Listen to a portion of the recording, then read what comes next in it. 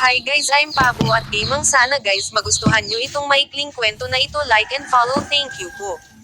Siya si Monty. Siya ay 7 taong gulang, nag-aaral sa mababang paaralan ng Langkaan. Siya ay nasa ikalawang baitang. Siya ay walang interes sa pagsagot sa kanyang module. Sa halip, ang kanyang ina ang gumagawa at sumasagot sa kanyang mga gawain. Isang gabi, habang siya ay mahimbing na natutulog, siya ay nagulat.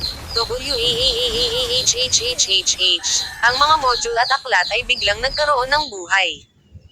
Bumukas ang mga pahina, tumalon, at naglakad papunta kay Monty.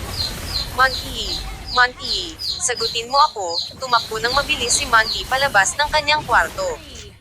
Takot na takot si Monty. Tulong. Narinig ng kanyang ina ang sigaw ni Monty. Kaya dali-dali niya itong pinuntahan sa kwarto at ginaiseng.